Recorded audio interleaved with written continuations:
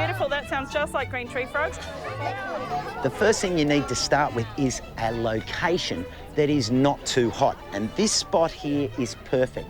It's protected by the trees on this western side, which mean that hot western sun won't overheat the water. Now, the project has been split into 3 elements. First of all, there's the bog, then we have the pond, and the critical part, number 3, is the planting.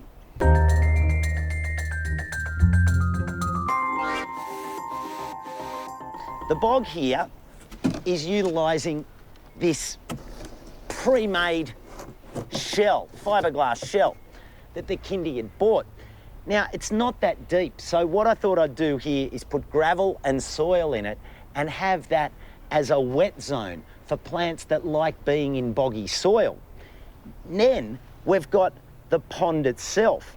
So the frogs will live here in the habitat, but then they can come into the pond where there's a good depth of water. Now, to have this sort of water in a school environment, you need to protect it. So put a timber chock under here, and we've got a lock bolt which can go in, a padlock goes here, and that way it's perfectly safe. No children can fall into the pond. This is nice and light, easy to move, and goes in there quite easily. The third part of the project is the planting. And what I'm thinking is, from the tree to the bog, this will be a garden bed with a variety of species that blend into the bog and then make their way around our pond. And I'm going to have a series of grasses along here, and then a series of grasses and other plants with circular logs breaking up the rectangular shape of the bathtub, so it will look like a wonderful pond. The final piece is a viewing platform, because I really love the idea of the kids being able to lay down and get right up close and personal with the pond and see what's living in there.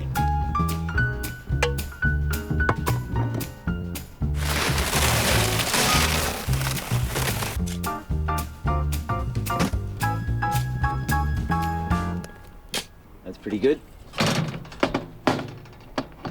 That's pretty good. Are you happy with that? See how it's got like a curve? You can just see just the tiny bit of it. Oh, I like that. Excellent.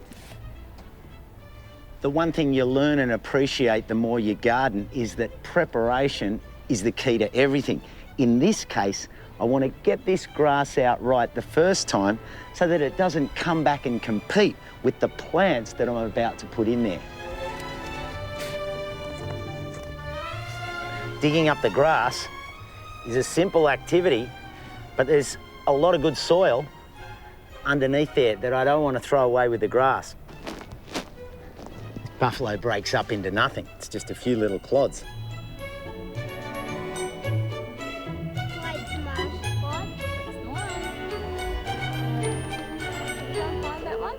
I came across this pallet on Streetside Collection, and it was perfect because it's a waterproof ply layered pallet, so ideal for the kids to lay on. The way I'm going to put it together is, these are some old pavers I had at home.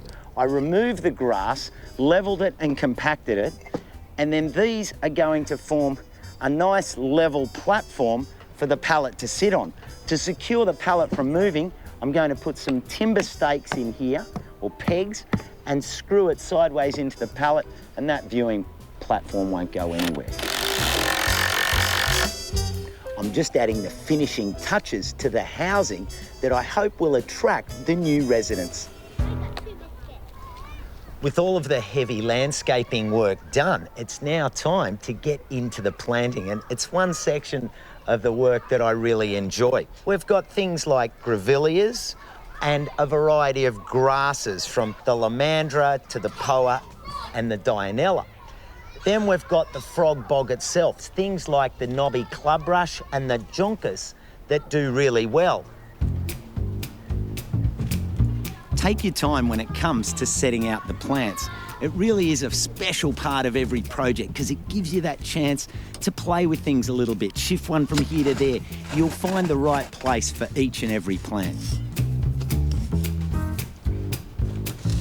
Don't be fooled into thinking that this is some kind of garden pan flute or organ. What it actually is a frog tube. So what'll happen is the water inside the tube will fill up to the point where the water is in the bog, and that'll create a really nice confined moist space that the frogs like. As these grasses grow up, they may actually migrate up the grasses and go into some of these higher ones. So with so many plants to get into the ground in a short space of time, I've invited my friend Michael along to speed things up. What I've done here, Michael, is with a situation of planting a whole lot of pots in a row, what I do is dig a trench, get them spaced, check it visually, and once you're happy, take them out of the pot, sit them in and backfill.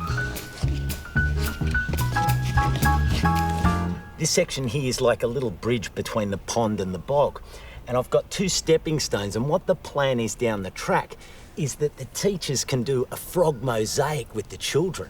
So that's the first stepping stone. But rather than think like an adult and have stepping stone, I'd rather put gravel through here so that when the children run through, they can experience the sensory impact of the gravel on their feet.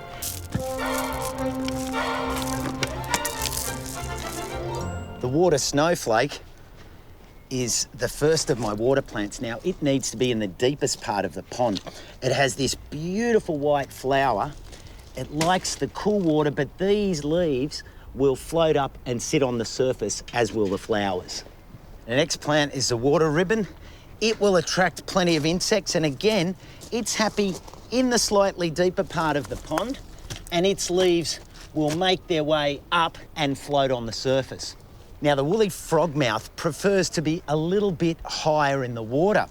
The other thing that's good about it is that its tall stems are a nice bridge, a ladder for the frogs to climb out of the water, other than, say, our logs that we've got here. So I'm going to sit it on this side of the pond, and hopefully these leaves can come out between the edge of the screen and the armrest in the bathtub so that the lid can come up and down without damaging it too much. Now, the final plant I'm putting in is the water buttons. It's a marginal edge plant. It likes to hang on the edge of ponds and dams and water features. And most of this foliage will float across the surface and make its way over the top like that underneath our grill. Well, I reckon it's time to get the tap and start to fill the pond, Michael.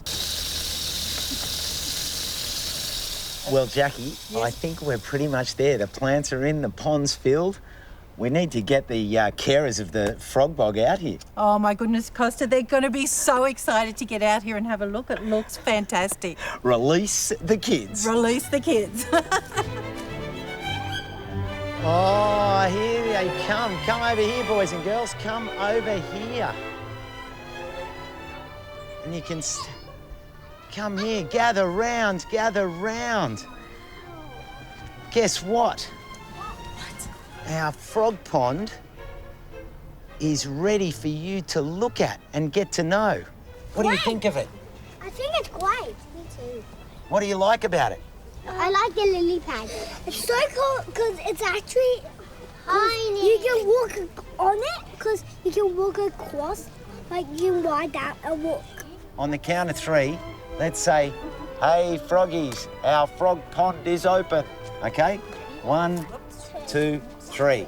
Hey, froggies, our frog pond is open.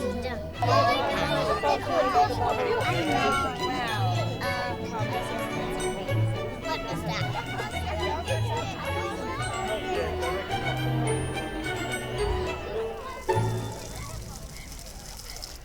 The thing I really like about building this frog bog is that with a project like this, you can't bring them in. You can't buy them and say, yay, we've got frogs. You have to build what we know they'll like and then just wait. Build it and they'll come.